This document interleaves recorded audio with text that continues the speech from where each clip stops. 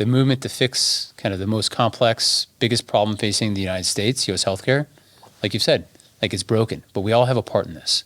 We're all part of the movement to fix it. Welcome to Self-Funded with Spencer, sponsored by Pareto Health, ClaimDoc, and PlanSight. Whether we're discussing innovative new healthcare strategies, exposing hidden revenue streams or misaligned incentives, or even just cheering on the next generation of this industry, we promise you that you're going to learn something. So thank you for joining us for another great conversation about the future of healthcare. You realize just U.S. healthcare, you don't know what that next outcome is going to be. Like we should have a much higher degree of confidence of healthcare positive outcomes going forward. Sure. And it's a huge issue, I think. I think everyone's faced it 100%, either within their own family, themselves, their friends.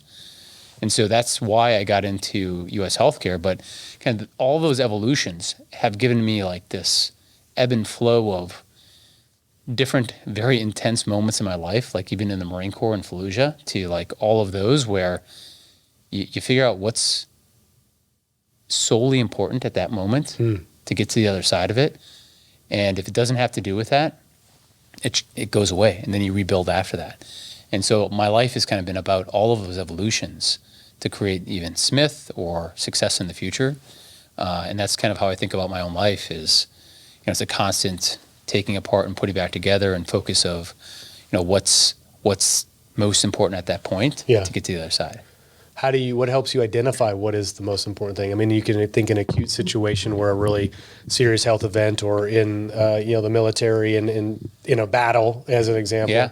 But if it's something that's more of a career arc for you, like how do you help decide what that one thing is in that moment or that most important thing? Do you have a formula for doing that? I don't have a formula. Usually it just falls away and there's usually one thing. I don't try to boil the ocean in most regards. Like, you ask lots of questions and you have lots of things on the docket, but when you really take a step back and that's probably how I do it most, just taking steps back, always pausing and what's rising to the surface. And there's usually one or two things that you need to deal with. And some are omnipresent. Or keep going back to this personal and professional type of a segue, like the personal family thing is always there, right? So you always have cognizance that that's something that you have to focus on. But professionally, like that's where, I don't know, I feel like that's probably one of the reasons why I started Smith, but being able to continue to pull back and see over the horizon is how I like to refer to it as. But just like what's coming next? What's going to come in 2 or 3 years? And what do I have to do now to execute to get to that position? And these critical paths or multi-threads of how you think about problem solving or pathways forward kind of allow you to focus on very specific things while other things then fade away. You're like, not important. Yeah. Like, got to get through this challenge, whatever the brick wall is. I got 3 vectors of attack. Like, how am I going to do it? This is going to be a fun podcast, Jake. Yeah. I think we already started it, right, Nathaniel? Yeah, I figured we were recording. I was like, please be recording. I want to capture that and use that, man. Well, great, awesome way to start. Like, dude, that was incredible. So, Jake Frenz, CEO of SmithRx, how you doing, man? Thanks for coming on the show. Doing fantastic. I'm glad I finally got an invitation to sit here with you. Oh, Spencer. come on. I know I've extended that invitation before. I don't think officially. I think, in passing when you're with friends, you're like, oh, come on over. We'll have a beer, have dinner with the family.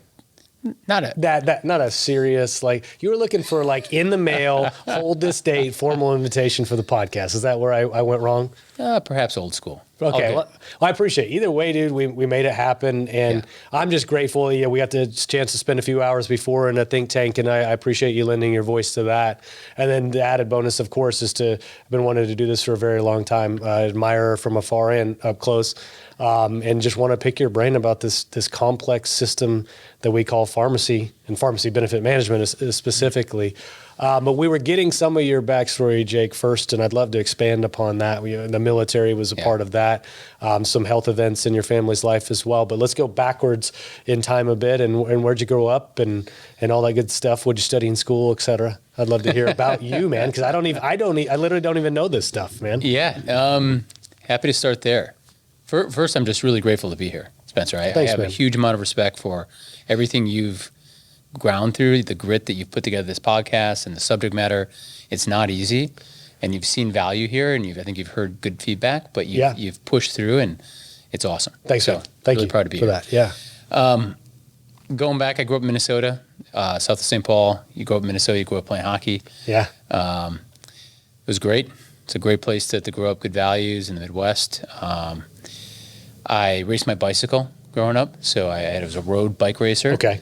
And then I also went and got an ROTC scholarship in the Marine Corps.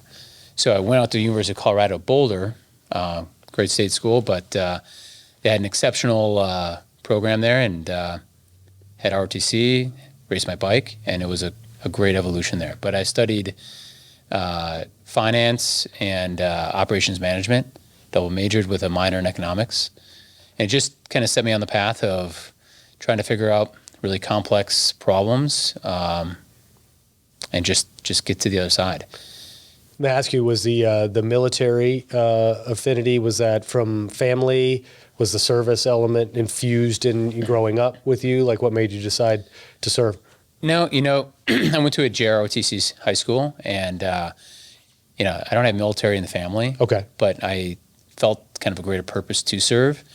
And to tell you the truth, all through ROTC in college, I had no comprehension of what it was going to be like to be a U.S. Marine. And, once that happened, and I got out into the fleet, the operating forces, and stationed with an infantry battalion, like just the gravity of that, the people I worked with was just exceptional. Was this pre or post 9/11? It was post. Post. Right Okay. post. Right post. Okay. Well, it was 2003 is when I got out there, and so it was an interesting time because 9/11 had happened. So it was like a little bit over a year, and those others that had felt like a call to action from 9/11, they actually it was the time period that gave them enough time to enlist or get involved. And so these people with all the right motivations were there with us. And that was awesome. How long did you serve? 5 years. 5 years. Awesome. Yeah.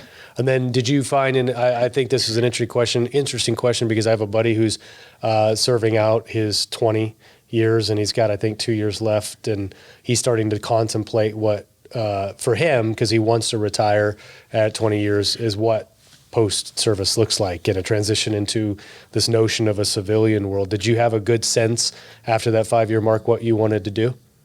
I actually did. Okay. Coming out the other side of it, the personal health story that I shared earlier, that was really the substance around, I want to go into U.S. healthcare. I want to fix it. And I felt like the most effective way I could do that was join a big payer insurance company like Anthem to learn the blocking and tackling, get in the engine room and figure out how eligibility, benefits, and claims are processed to deliver products in every market. And then from that, you can figure out how to affect change. Did you have connections there or anybody that guided you in that direction? I had some great mentors. Did you? Absolutely. A guy I went to college with was fairly senior at Anthem at the time, delivering consumer-driven healthcare products, CDH, high deductible plans. So that was my first foray. He's like, hey, why don't you come in, work for me? I'll figure it, you can learn the ropes and figure it out.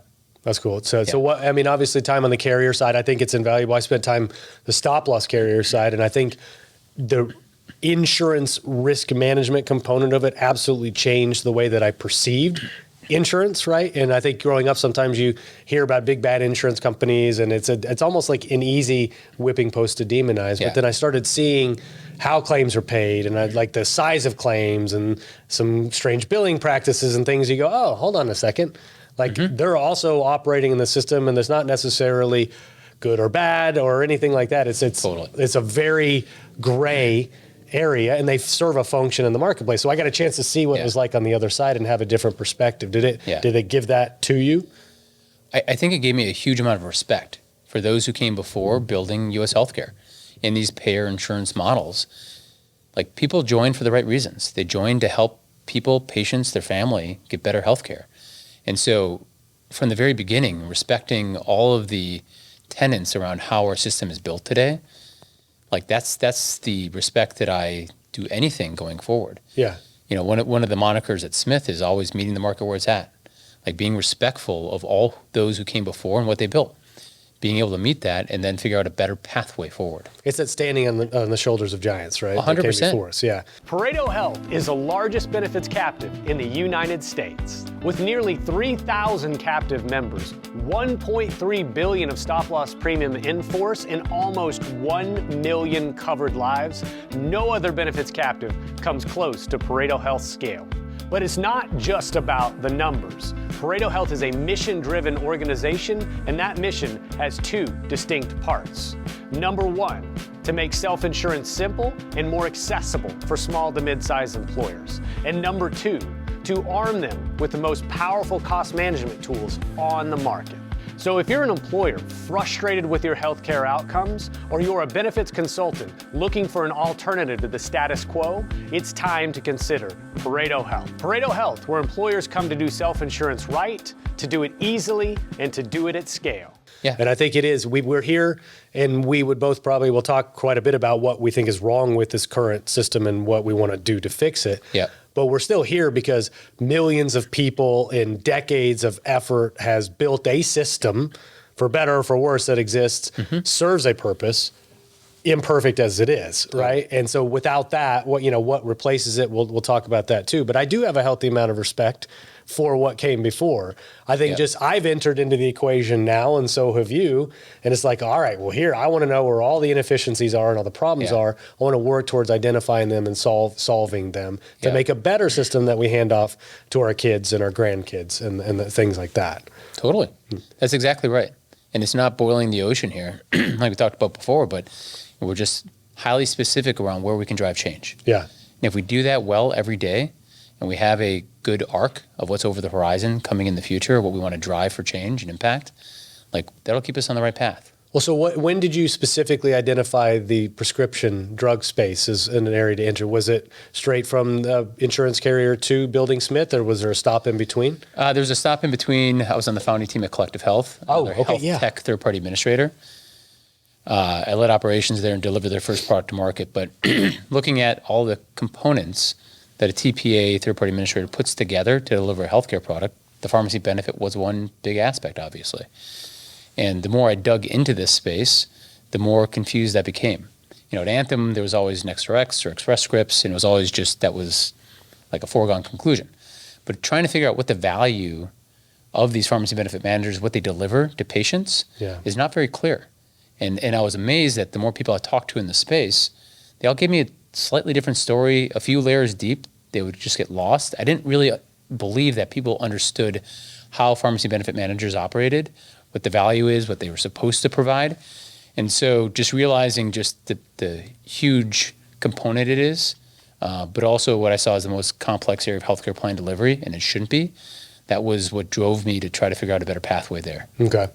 And have you always been an operations guy? I feel like just knowing what I know about you and the way you speak, like mission driven and 3 vectors and execution, you seem like an operations guy to me. Some of that comes from obviously your time in the service, but I just want to get things done. Yeah. Right? I think that's what is maybe the hallmark of most good operations people, is that they see a problem, they want to fix it. Yeah. Did you like the TPA space though? I mean, that's a space that's kind of noisy and difficult, and sometimes it seems like a thankless role they sometimes play in our ecosystem. But what was your experience? I mean, I think it's a critical component. I think everyone in self-insurance or the third-party administrator space would agree that you can't operate a healthcare plan without the claims adjudication on the medical side. Yeah. Whether it be a third-party administrator or an ASO with a big carrier, medical payer, that's a core component. And you're totally right that it is thankless in a lot of ways. Yeah. And I think we should elevate the services that they provide, or put more importance on the value that they deliver, maybe more importantly, and improve that, because I think the gains that you can make there are massive. Yeah, absolutely. I think I'm glad you said it, because I was going to say it. Elevate the value that, understanding the value that a great TPA does provide, right? And maybe even elevating the standard at which we want a TPA to operate and deliver those services, right? And now it's just like a necessary component, and you're offered a few different options, and you maybe choose a lesser of two evils in a lot of circumstances. But I don't think even the buyer and even the consultant that's positioning it to the buyer positions what a TPA does properly either. Well, why do we have a healthcare model where it's the lesser of two evils so often? Yeah. Right. We're looking at what's the worst option here? What has the higher risk of failure? Yeah.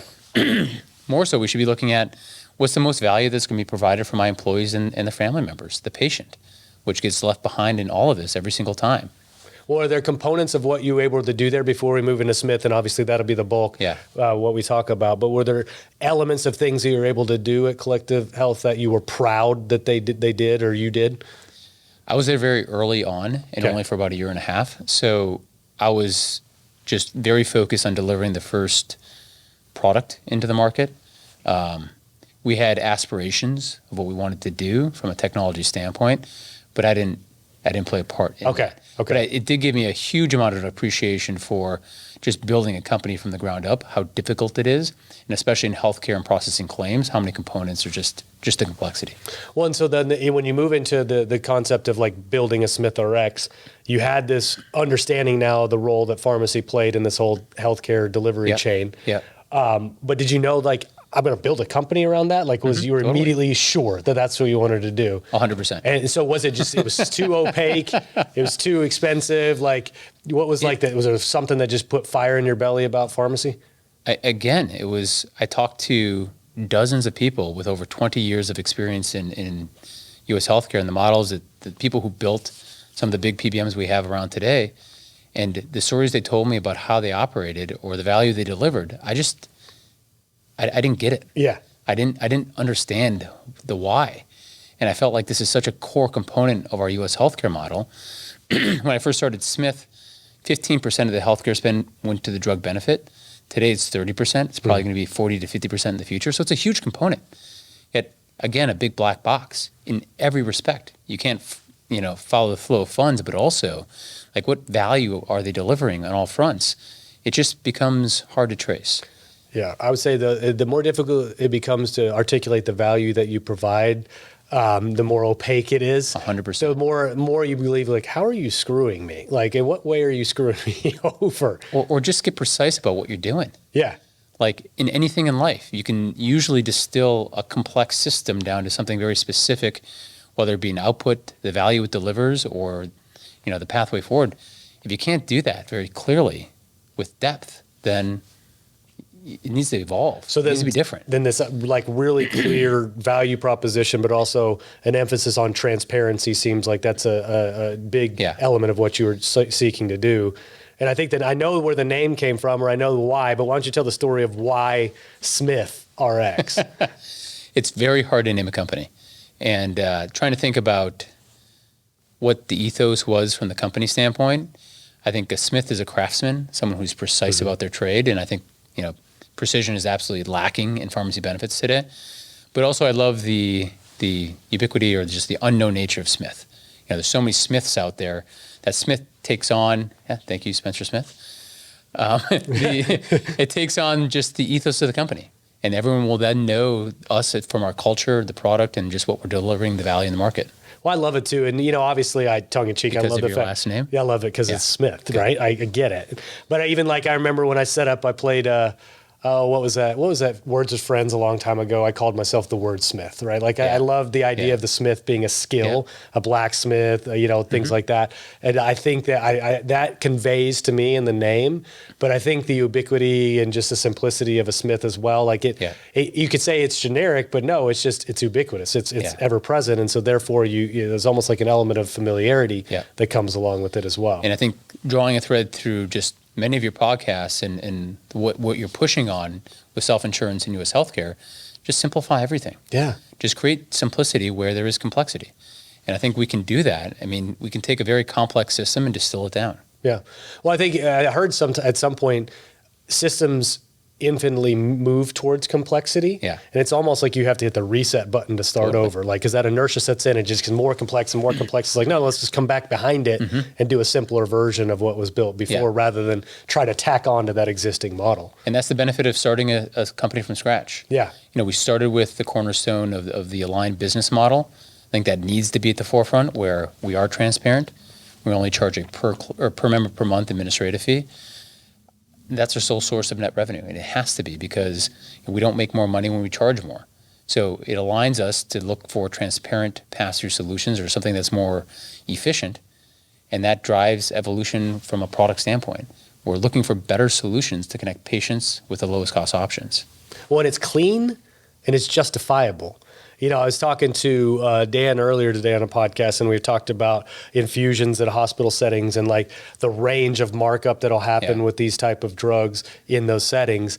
And you get to a point where it's like, why are you charging 16 times as much as I can get that same drug for and deliver it with a unit of profit attached to it? You're charging 16 times. Is your version of the exact same drug better than my version? At some point, the markup is so unjustifiable that you almost want to hold somebody accountable and tell me how you arrived at this price. I hope that it's unjustifiable. I hope that may be the catalyst or spark for change. Yeah. But even you have Mark Cuban, who built Cost Plus in a Cost Plus model, taking acquisition cost plus 15%, because he saw a huge broken aspect. Yeah. So I think that a lot of people have realized this. They're starting to push on it. We have those that have stood before us building really good kind of fronts, or they've been able to achieve beachheads that we can move off of.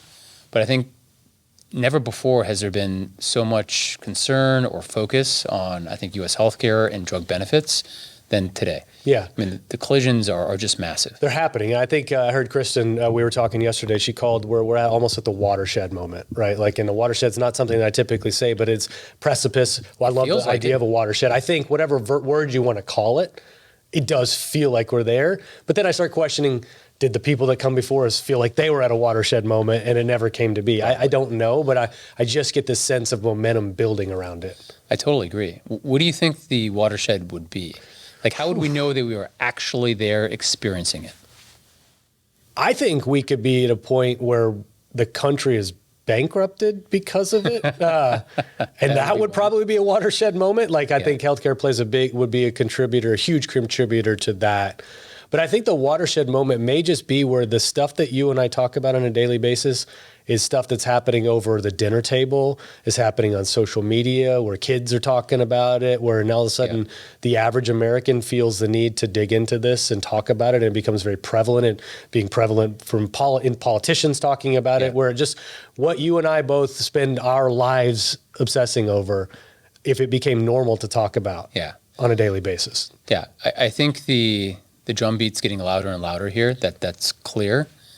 More and more are talking about it. I think the lawmakers on the Hill, at the state level, the DOJ, the FTC, I think self-insured companies, small and large businesses especially, where they feel healthcare costs may break their back. I think everyone's trying to figure out a better pathway. That they're realizing that this is probably unsustainable. Yeah. I hate saying unsustainable, because I think we are on a runaway train that can keep barreling on. That's one of those things that generations or whoever came before said, oh, this can't go on any longer like it is. Well, it's U.S. healthcare. It keeps going. Yeah. But from a watershed standpoint. Yeah, what do you think it looks like for you? I'd love to say that we're at the watershed. I don't think we're quite there yet. I think we're at a point where more collisions are happening. There's gaps forming, and I see daylight on the other side. But U.S. healthcare will not be fixed in the next year or 5 years. And I think that watershed will be when truly when we have a different model, a different pathway forward that you can't compare to what exists today. Yeah. Yeah, it's almost like they're not even in the same category anymore, right? Totally. Yeah. It's a different category. Yeah. You said it perfectly. And I think, again, in society or personally, humans, we think short term. We think about solutions maybe in 4-year cycles or at some point, in the near future. But if we get to success and fix U.S. healthcare in 10 years, 15, 20 years, that would be just massive. Yeah. That's a huge success. So I think that's the horizon that I'm looking at for the watershed or to change U.S. healthcare. We've got to be committed to it, all of us, and find all the good actors here to put forward the best pathway forward that we can. PlanSight is a complete game changer in the world of insurance brokering. As a broker, you know how time-consuming and error-prone the traditional RFP process can be. Well, what if I told you there's a better way? PlanSight is the only end-to-end RFP solution on the market made specifically for benefits agencies. It's like having a superpower that gets you an average of 8 to 10 hours back per employer renewal per year. And the best part? PlanSight supports all carriers, all funding types, and all group sizes for over 20 different benefits. If you're ready to make your RFP process faster, more efficient, and more profitable, it's time to call PlanSight. Visit plansight.com now to book a free demo and discover the future of insurance renewals. Well, I want to make Smith more concrete to people because I'm a big fan. And, obviously we at Pareto are tremendous fans as well. But starting a PBM, what's that look like? Did you know what you needed to do and the components you needed in place and the contracts, et cetera, to get it lifted off the ground? Yeah, I think so. There's not like one thing that you have to do well when you build a third-party administrator, a pharmacy benefit manager, many of these core components. You just have to do everything. Mm-hmm. But you have to realize what our core competencies are, what need to be, build those, build the competencies to be able to build a foundation, get that beachhead so then you can start to scale it and figure out how to drive value. Yeah. And again, the business model is the cornerstone here. We move off of that in how we build the product, we deliver value, we attach patients with the lowest cost option. But I think of each one of those pieces of the complexities as just kind of, they're challenges that you need to figure out how to multi-thread and get through. Okay. And from the very early stage, this has always been a long-term pathway. We haven't driven for, success in some defined period of time, trying to change U.S. healthcare or the pharmacy benefit space. So it's incremental. Yeah. And it is, as long as you stay omnipresent, just like anything in your personal life or professional, you usually get to success, no matter how big the challenge that you need to overcome. Well, so define for me, because I like to every once in a while we'll use, our industry is notorious for the terminology and the jargon that we throw out, and we just assume everybody understands. So when you think about lowest net cost option, why don't you define what that means in your mind? It's finding the lowest cost supply chain for the drug. So take Humira. So Humira is a story about the number one blockbuster drug ever, and made by the drug manufacturer AbbVie. I think at this point they've grossed over $130 billion in revenue. It's huge, right? Good for them. Yeah. No, I think that's really important for a well-functioning ecosystem. By the way, I don't fault that whatsoever. Yeah. But I think there's a point where the intellectual property IP control falls away, like when we move branded generics. And in AbbVie's case for Humira, we moved to a biosim. Like that was an option. So many companies came forward to create a biosimilar, kind of like a generic. And this is a point where you take a $90,000 retail cost drug, and with that $90,000, you have all the different constructs that make up our kind of convoluted drug ecosystem. You have rebates, manufacturer administrative fees, dispensing fees, all these different fee structures that get baked in there that are oftentimes just undisclosed. Yeah. Sometimes they go to offshore group purchasing organizations, GPOs, in foreign countries. So you can't follow the flow of funds, period. Mm-hmm. But maybe you can net that $90,000 per year Humira down to something like $24,000. Let's say that's all the discounts. For the biosimilar or for just Humira. Just Humira. Humira. Okay. For Humira, maybe $24,000. If you got all the benefit, and that's what you could pay for. But the biosimilars cost, we were able to do a deal with the drug manufacturer Coherus for Yusimry at a little bit over $7,000. And this is through Mark Cuban Cost Plus. They actually did the deal. That's still a huge difference. Huge. $7,000 per year versus $24,000 if you're getting all the benefit, but with a sticker price of $90,000. So the lowest net cost, when I say that, we're looking for that lowest net cost drug at the end of the day. The $7,000 is by far cheaper than obviously $24,000 or whatever you pay in between. Sure. And so that's a function of, if you're not operating on a lowest net cost model, you might be operating on a model that seeks to maximize rebates instead. Is that safe to say? Or what other version of a pricing approach would you deploy as a PBM? I mean, I call it a traditional model versus a pass-through model. Okay. And traditional is where AWP discount, average wholesale price discounts, or rebate guarantees are at the forefront. So these are constructs created by the market, by the industry, to mark the cost of drugs when they deliver them to market with all these discounts, rebates, to get to all the guarantees that then have to be supported by the pharmacy benefit managers. And, it just ends up being this super convoluted system where you've heard contracts are important, the definitions are important, but you can never put your finger on it. It's never concrete. And so getting away from all of that, moving to a transparent pass-through model where you're just focused on that lowest net cost, like that's where I think the pathway forward needs to go. Absolutely. And we go back to that model of the PEPM or the PEPM construct, right? Where that is your revenue stream. Yep. You then don't have any incentives to do anything other than what's best for the member and the employer, correct? Yeah, right? totally. That's part of driving towards the lowest net cost, because that's my job as a PBM who's paid to do that. That's what I do. And let's focus on the patient here. Yeah. Let's put the patient at the forefront, because they get left behind every step of the way. A patient who has to get a Humira, think about if they're on a high deductible plan, paying a percent coinsurance for a specialty medication, they could be paying hundreds, if not thousands, out of pocket for that drug. They're not benefiting from the rebate whatsoever. But a $7,000 drug that if you say, you have a coinsurance on, that's a much lower price tag. And if we can put you through that product that is $0 member cost share, which we do most often, that's awesome. It's a huge difference to the patient. Yeah.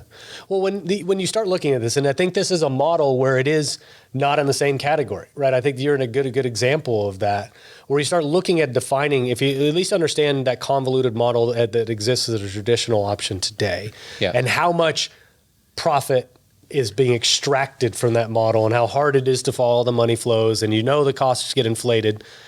And then you look at this model that you've built adjacent or separate from it, and you understand this one, and it's clean, it's simple, and it's easy to follow.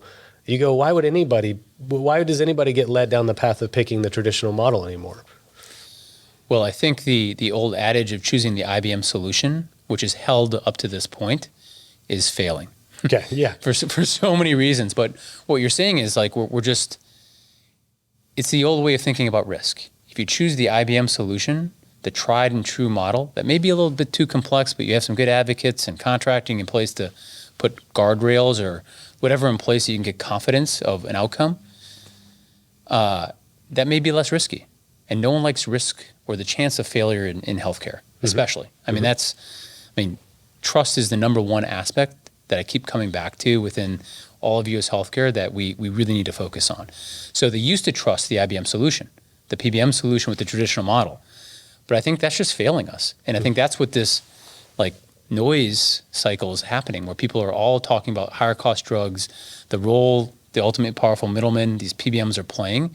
And no longer is the traditional IBM solution the risk-free option. I mean, look, J&J just got sued by one of their employees as not as a drug manufacturer, which is a little bit confusing, but as a self-insured employer. Yeah.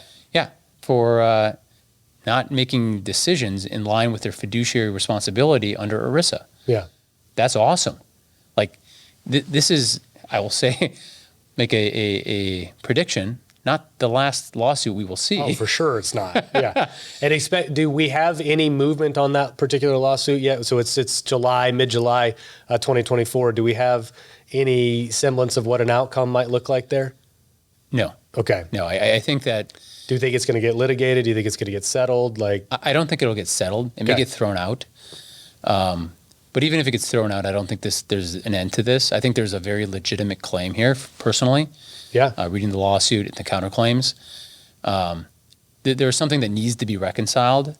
I think it's not only at the self-insured plan sponsor level and the decisions they're making as a ERISA plan fiduciary with their cafeteria plans, but I think it goes beyond that, even to brokers and consultants that represent them as a broker of record, with as their advocate making healthcare decisions.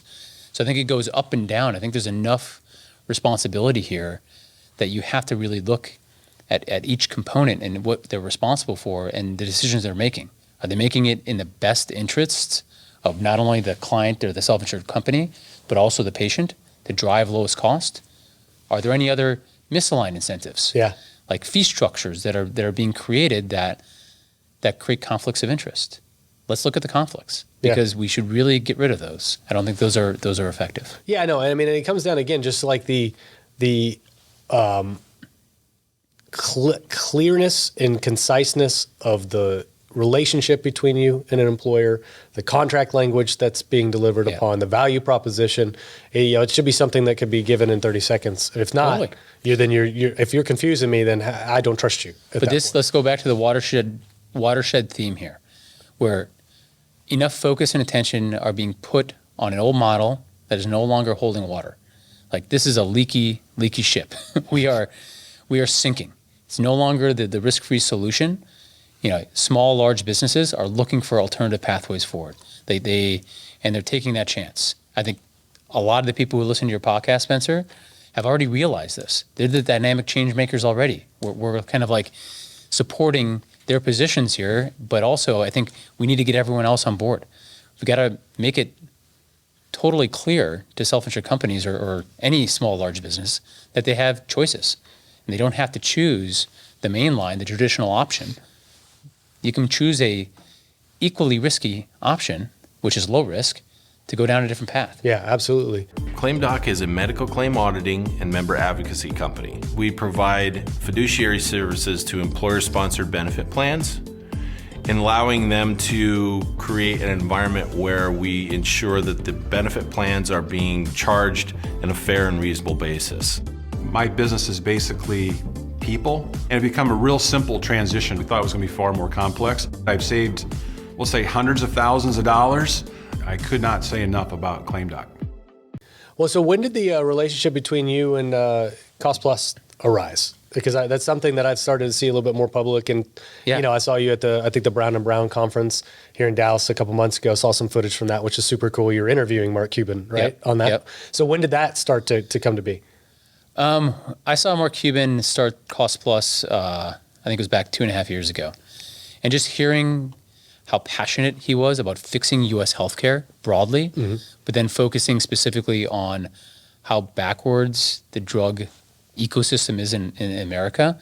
Like, the guy has a lot of gravity. Yeah. And somebody like that who's created so much, change because he is a change maker, and when he's perfectly aligned to doing the right thing, like, just felt like this is going to morph. It's going to keep moving, but I believe that Mark Cuban will drive to success. Yeah. And I want to be aligned there to help support wherever we can because they're a good actor. And so I think Smith was actually the first PBM to integrate with Mark Cuban Cost Plus. Yes. Very cool. I'm almost certain of that.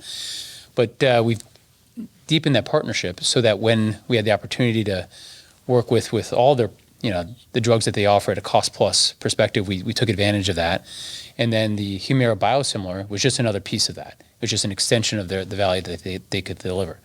And I think that's, they have a long, awesome road in front of them where I think they're going to be able to create more and more value. What do you think it was for a guy like Mark Cuban who has hands on many things, right? And tech, I think he was a tech guy early on and made some money in that space. Obviously, famously owner of the Dallas Mavericks for a number of years before selling them off. What do you think drew his attention to pharmacy? Do you know what it was? I think he just saw like gross inefficiencies. Yeah. Like, he'll move to any big problem that's out there. And I think a lot of people told him, you can't do it. Like, you can't drive a solution. And he looked at the ecosystem, how messed up it was. Like, yeah, I can. Watch me. Yeah. I think that's been his moniker his whole life, is like, you want to short sell me and my ability to create change? Watch me. Well, what he does is he does a fantastic job of creating awareness. Like, he's very simply points his finger at the problem, makes people aware. And we talked earlier today in the think tank about awareness is such a big component of this. Yeah. He does a tremendous job of driving awareness that the problem exists and at least pointing to where the problem is being sourced from, and then proffering himself as an alternative to that, the quote unquote big three, as he talks about quite often. Totally. But I don't even say I would politically align with much that Mark Cuban is, just personally. And I don't even know if as a personality, like, he's necessarily, I wouldn't be a glowing fan, but in this regard, I absolutely am. Yeah. And I'm very thankful that he's shining a light on it. Well, I think where he's found smoke, there's fire, and he's trying to fix it. Yeah. So I think more power to him, and I think he's tireless. He's going to keep pushing until he gets to a release point, which is that watershed or fixing U.S. healthcare. Yeah, and I suspect, Jake, you're going to have a heavy role to play in that watershed moment in the pharmacy space as well. When you talk to kind of a current event or current affairs right in the pharmacy space, which is the flare up of GLP-1s and the interest in GLP-1s, and then supply chain issues and a lack of access and plans trying to figure out what to do with it. Give me some of your perspective on this particular drug class and some of the things you guys are doing to solve for that access issue. Yeah. So GLP-1s have come to the forefront, and I think to a very positive degree. I think we should see this as a positive development in the drug ecosystem or treatment of patients. The cost structure on this has increased significantly year over year, almost doubling year over year. That's only going to continue. I think just the impacts that and the value that the GLP-1s drive with diabetics or in the other indications that they are effective for are real, and it's massive. I think about this, though, on a spectrum of treatments where if an SGLT2, which is an oral version, not a version, but it's a different drug, but it treats many of the same indications for diabetes, is effective, I think a step therapy or moving through other therapies to get to a GLP-1 makes a lot of sense. So I guess I should have taken a step back further. We just need to be thoughtful about this. Yeah. And if there's step therapy options or other pathways forward, I think we should try those. I think from a shortage standpoint, that just is a indication of the success or outcomes from the GLP-1s. And I don't think those are going to go away.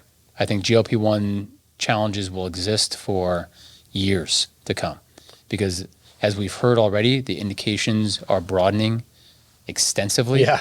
Like every day it seems like a new use case for it. And it's fantastical. Like I think that this is going to be effective for a whole range of different conditions.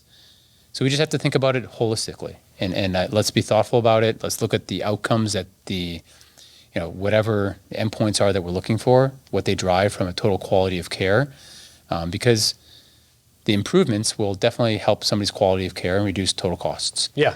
And so if that's the case, that's the trade-off between a higher cost medication and somebody's positive outcomes in health. I think we just have to look at that. What are some ways, though, that we can drive down the actual unit cost of these drugs? Right? I think compounding is an option for some of them, correct? Compounding is an option. Okay. So compounding, I think that there are good options through FDA-approved drug manufacturers. There's many different variations or gradients of drug compounding. There's a few drug manufacturers out there that are FDA-approved to compound. Mark Cuban Cost Plus is one of them. But once or if these drug manufacturers take up compounding, that will help. But compounding is only going to be effective while there's a drug shortage. So if that drug shortage exists for 2 or 3 years, well, that's a pretty good solution for a period of time. And Smith will take advantage of that where we can to drive a lower cost option. But I think longer term, there's a ton of R&D and dollars being thrown into development here. There's more competition coming to the space. The drug is going to continue to improve. So it's just going to be a constantly evolving space here where I would expect costs to decrease somewhat over time as more competition comes in the space. Yeah, I saw just a couple of weeks ago, and I don't remember where it was, an article or if I saw it on social media where, they're basically like a repackager, the HIMS, HIMS, that does things for they'll get you finasteride for your hair and stuff as a guy, ED medication. But they announced that they were going to start offering access to GLP-1s through a subscription-based program. And I think as little as maybe like $199 a month. Please don't quote me on that exactly. Yep. But I think I was like, oh, wow. They've used their buying power and their market purchasing power to go leverage to get access as well and turn it into drive down the cost, but then turn it into a subscription-based model as well. Just fascinating how many players are entering into this space. Yeah, and you can think at that competition is good though. I think what I'm getting at is competition 100%. Is good. Yeah, competition, more demand. It's going to continue to make positive developments to the drug. I think over time, we have a good pathway forward here. This is an awesome drug, and HIMSS, HERS, or whoever's coming forward with a compounded type of a model here, and if they can offer it at $200, which they can, there's a lot of opportunity there. Mm-hmm. I think it'll just broaden access for people, and once there's the shortage is over or a better drug comes to market, people already have the therapy that they need, and they can move over to that. Yeah. Well, I like that you've used the term beachhead a couple times, and I like that. I like that the vision that I have with that terminology. And so, as you're at this current beachhead, if you will, with Smith, where you guys have built a viable and very successful and fast-growing PBM, I firmly believe you're doing it the right way. Knowing what I think I know about you, you're not just satisfied to be here. So, like, this beachhead has been built. Where's next, do you think, for some of the big things that you're focusing on, Jake? I'm looking over the horizon about how to shift the entire drug ecosystem. So I want to place value where the most important components are that I see out there. I think the drug manufacturers, biotech space is incredibly important. Right now, it's difficult to bring new drugs to market. There's high risk there. There's not great avenues going forward. But I think that they're not the bad actors here. We have to continue to figure out how to fund R&D and bringing new high-cost therapies to market. I think from a pathway forward for the rest of the ecosystem, I think there just needs to be a new market category in the pharmacy benefit space. Okay. Where you can't compare Smith against the incumbent PBMs. And that's what I'm trying to work within the ecosystem to move. Okay. To say. Does that include things like sourcing, assisting folks with PAP? Like what does that look like if it's not in the same category? It's totally different. Just happens to be in the drug space. Like, what is that? The category is based upon a different business model. Okay. The category is based upon like a fixed, very straightforward, transparent fee. That's how Smith gets paid. We don't make more money when the drug costs more. So if the drug costs less through cost plus, let's pull through there, or Amazon, or any one of our other, physical locations where we can get a physical drug. So I think that that's where, there's 85,000 plus pharmacies in the United States or distribution points. There's drug wholesalers. There's just all this complexity. But at the end of the day, find the lowest cost one and attach it to the patient. Allow them to pay a $0 member cost share to incentivize them to move down that path. And I think then you can just create many efficiencies here, like Cost Plus is doing. And so I think that's where, over the horizon, in the next 3 to 5 years, the cost structure of moving through a transparent pass-through PBM like Smith will get better and better over time. And it's already been de-risked. There's nothing that the big three PBMs can do that Smith can't. And that's what Mark Cuban says. And that's fantastic. I totally agree. Like, you look at the ecosystem, it's no longer a risky option to move away from the traditional mainline, the IBM solution. Now we have those that are rising up here to create that different path. And it's not only the pharmacy benefit space, it's finding all the right other components in the healthcare ecosystem with dynamic consultants, brokers in support here to drive change. Yeah, it's almost like you guys are you're like the conduit at this point, right, for accessing the lowest net cost option, sourcing it appropriately, finding it in the first place, which I assume a lot of your IP is dedicated to. How do you actually identify that drug in that current situation? But yeah, I agree, as you're sort of speaking out loud about it, it's not what I would necessarily just lump in as a PBM anymore. Do you envision you even rebrand like at some point where it's not even SmithRx anymore, or or is there I'm getting you to sort of look under the hood and say, hey, what is Jake thinking about the future plans of the company? But I mean, I think, could you see yourself expanding away from even just constraining yourself to pharmacy? No, I don't think so. I think the drug ecosystem is a massive opportunity or area to fix here. I think it drives so much positive value or changes people's lives, the patient perspective, putting them at the forefront here. I think there's many other great partners out there, like Pareto, like other great independent TPAs, third-party administrators. There's so many in this ecosystem that are trying to create a different path. Yeah. And we want to find the good actors here. We want to figure out deeper relationships with them. One of our other third-party administrators that we work well with is Allied. And Allied has started to pass us medical claims histories so that we can better actuate how our Connect 360 program finds the right drugs for the right patients. That's cool. So super cool. Very cool, very cool.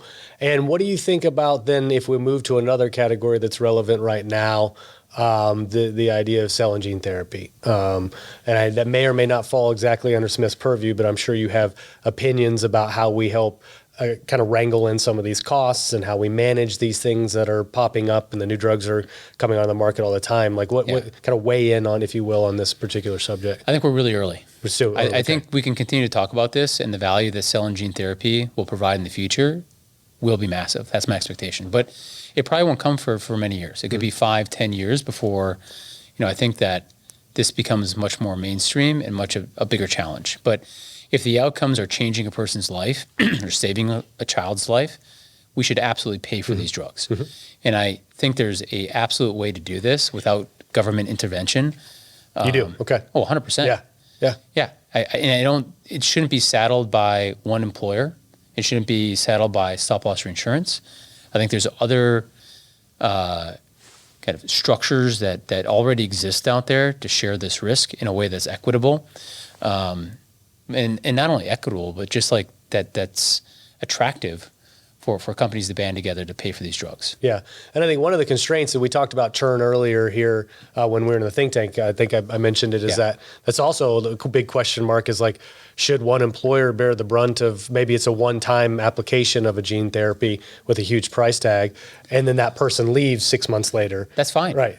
Because you think about the whole population. Think about 10,000 employers or 100,000 employers. Open the pool up. Like, employees change jobs all the time. It happens. Okay. You can model this. Even if you have employees who know they can get a cell and gene therapy through a company, but they're part of a cohort of 10,000 employers, well, you can nominalize that risk really effectively. So this is not a huge challenge. I think that we should be concerned about how we pay for these cell and gene therapies. I think our focus should be on the effectiveness of these therapies and the value that they drive. Yeah. And if the value is there from an outcome standpoint, we'll figure out how to pay for it. Well, that's it. So, like, I think about a risk pool. Like, obviously, with us, Pareto, there's a sizable pool there that can absorb many of these claims. Like, I mean, there may be a point where they're way too frequent, right? And then we have to really think about it. But we're not even close to that stage. Yeah, that's what I'm saying. At this current stage, we are not there. Yep. But if it's not a captive risk pool, what would an alternative risk pool look like for these things to go into, in your mind, that could be shared amongst employers? I'm not going to go into the actual technical aspects of this from a captive or the risk pooling standpoint. I just think that there's a very clear path through this for even the current demand or therapies that need to come to market and what will happen in the next 3 to 5 years, that I'm not concerned about how to pay for this. Okay. I think, again, I'll just focus on the value that these therapies drive. If my child needs a gene therapy to live, they should get it. Yeah. And anyone's child should. Yes. So let's figure out how to pay for it. And I think if there's a willingness and people realize the value's there, then we'll figure out a pathway through it. Well, I like your level of assurance, Jake. You make me feel reassured. And I appreciate that, man. And I would say, well, quite frankly, I've not bought into the groundswell of hysteria that a lot of the industry has about this. I don't think there's a lot of hysteria out there. But I think it's a fun thing to make noise about. Well, I agree with that. Scare people about is what I'm talking about. It is a talking point. Yeah, for sure. Well, so why don't we inch toward the end, and we got some dinner to grab as well, man, and get out of the studio here. But I think you are a big picture guy. Yeah. And so I want to ask you big picture of healthcare, right? Of what, let's envision in our mind, you and I get to see the watershed moment of healthcare being fixed, replaced, improved upon, whatever word you want to use. What do you think it looks like? If you could describe it to somebody, this version that's better, what do you think it looks like? Describe it to me.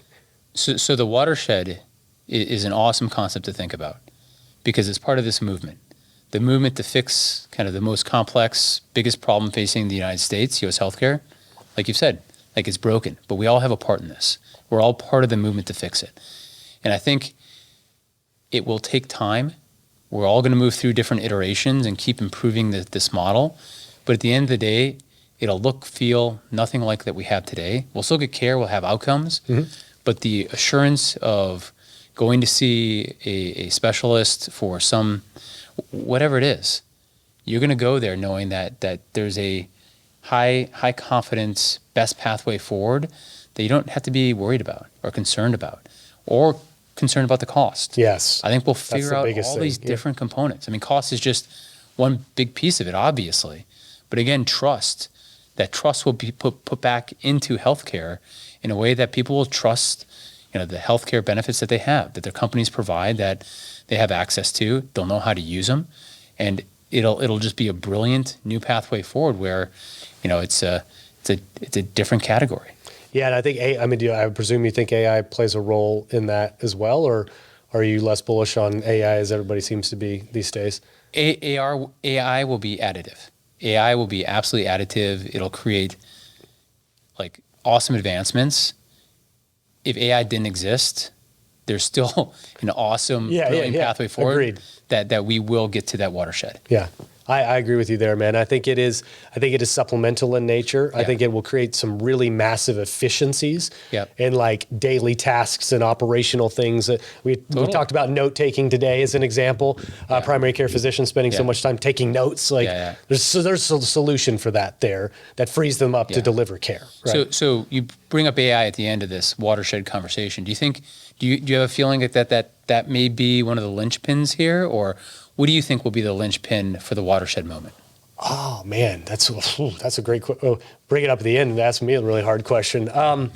Man, I get back to people. I get back to the linchpin is the human being. I think it's really the American spirit. If you want me to get as lofty as I possibly can, Jake, I love it. It's American spirit. Is that Americans get so frustrated and fed up with what's now that they're like almost marching in the streets. We see protests for various reasons.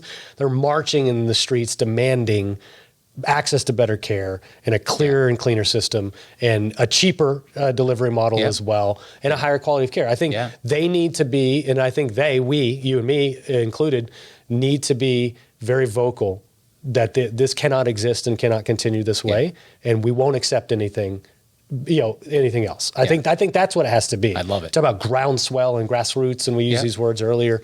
I think that's really where it has to get. I think this has still flown enough under the radar of the common, lexicon in the United States and what we talk about that it hasn't risen to that level of bubbling above the surface just yet. When it does, I think Americans, when we get motivated to demand change at that level, swift action often ensues. I just don't think we've gotten quite there yet. I love it.